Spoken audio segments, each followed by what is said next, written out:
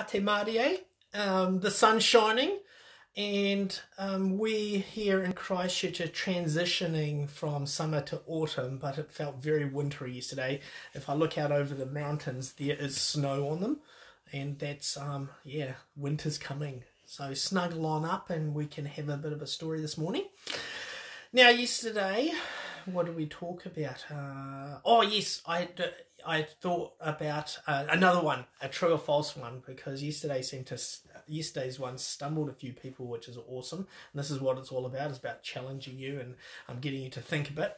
So today's one is, can you use chocolate as currency, so as a form of money? So let's have a think about that. I know some people, especially the ladies who like a bit of the chocolate, they'll be saying yes please, but let's stick to the facts here. So true or false, can you use chocolate as money? And so thank you. I've had family tune in from all around the world, and people, we've had Canada, we've had Australia, we've had America. So hi guys, and it was lovely to touch base. And the one thing that I've been thinking about since we're like 2 weeks into our journey, think about some of the things that you do to keep yourself healthy. You know, like is it physical activity? Is it eating really cool things, nice things, and being a bit creative? Because, you know, we can't go do some of the things that we love. Like we love going for big long walks and going out to the country and climbing mountains and things like that. But just at the moment, those things are just they have just been put on the shelf. So I've seen people do all sorts of wonderful things, like running around their house for like kilometres and kilometres and kilometres. That's not my cup of tea. But throw down in the comments some of the things that you've used for keeping yourselves fit and active. And we've been looping around the neighbourhood, and we have been exploring here and there. So that's been really fun, and it's been good for the children too, just to see where they live. All right, and that leads us into today's story. This story is written by a good friend of mine, Richard Black, and it's called There's a Happy Moon in My Side. So we'll read the story and then have a bit of a chat about the book afterwards. So get ready, snuggle up, get comfy, and we'll crack into the story. There's a happy moon in my side.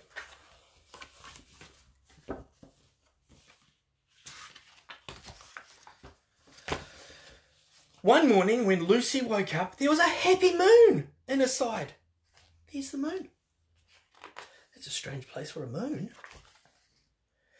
Dad was feeding Lucy's baby brother, Josh. Dad, Lucy said, puzzled, there's a happy moon in my side. Oh, that's wonderful, Dad cheered. He reached over and gave her a loving hug. Lucy's big sister was having breakfast. Kate, Lucy said, more confused. There's a happy moon on my side. Lucy knew Kate could help because big sisters know everything.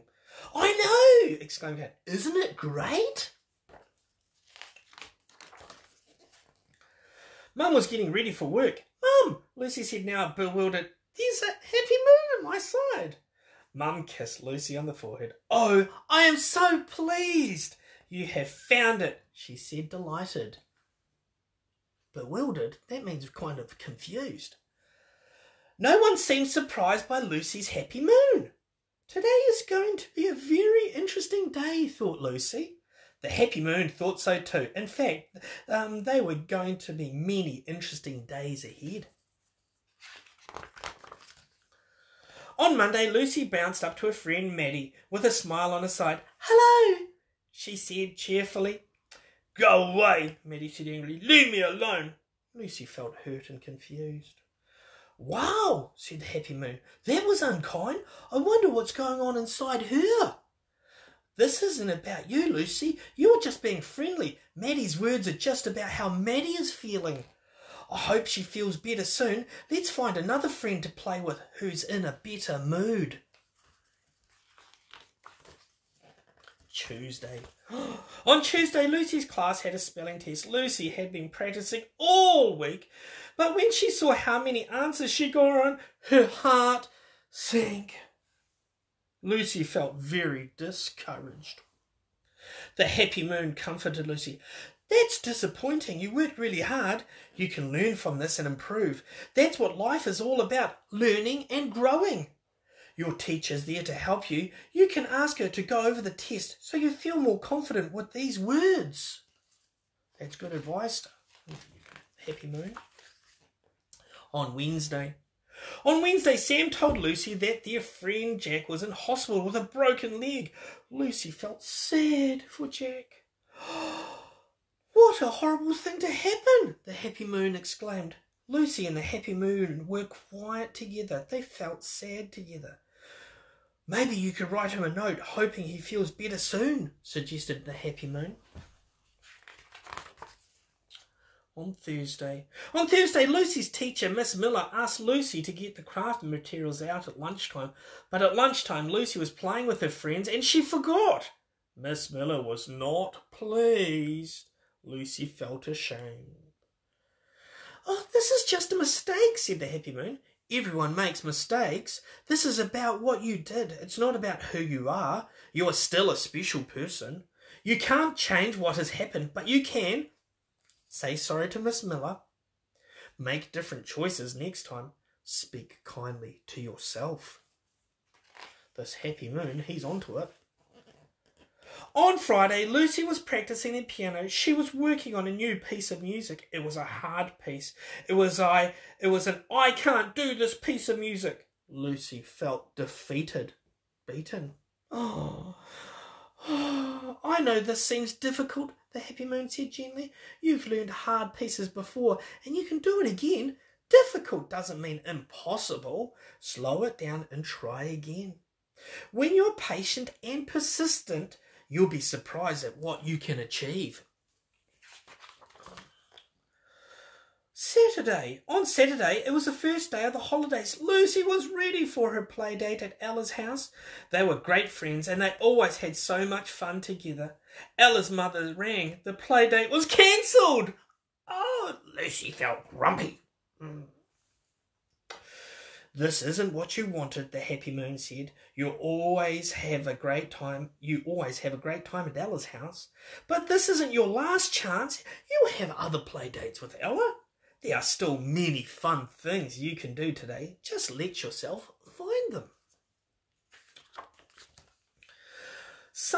On Sunday, Lucy was going to a holiday camp with Sam. When they were getting ready to board the bus, Lucy was no longer so sure this was a good idea.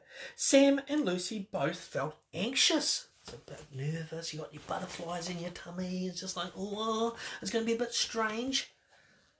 New people and places can seem scary at first, reassured the happy moon. This is just unfamiliar, or just a little bit different. Give yourself time to get used to it all. Enjoy being with Sam and remember the leaders are there to help you. If you don't feel better later on, you can always call your parents. Life felt better and brighter with the happy moon. The happy moon was a very helpful moon. It was a best friend kind of moon.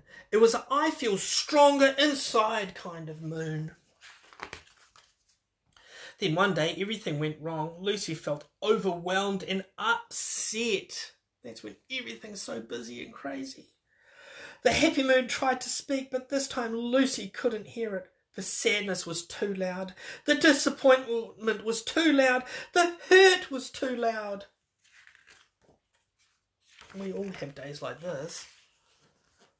That night when Lucy got into bed, she started to cry. Mum and Dad came into her room. "What's the matter?" they asked. Lucy told them all about what happened that day. "I felt so unhappy today," Lucy sighed. I even lost my happy moon." "Oh, your happy moon hasn't gone anywhere," Mum said softly. "Sometimes certain feelings can be so loud that it's hard to hear, but your happy moon is still there." "One thing that helps your happy moon to shine brighter and helps you get to hear it better," Dad said. smiling, is a good night's sleep. Lucy nodded and yawned. Today had been a big day. Something puzzled Lucy. Why is my happy moon a moon and not a sun or something else? She wondered.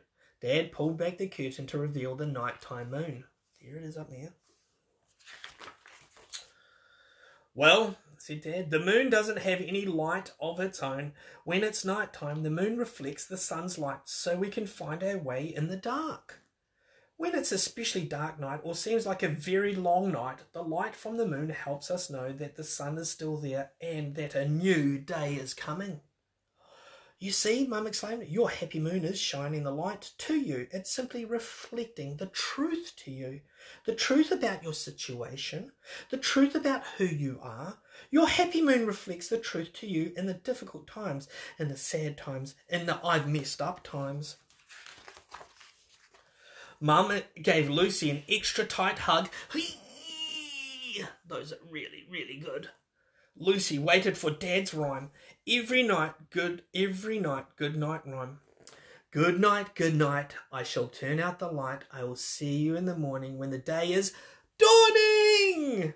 Lucy finished smiling. Dad turned out the light and Lucy snuggled down under her bed covers. The next morning when Lucy woke up, she bounded out of bed feeling refreshed. How are you feeling today? Dad asked.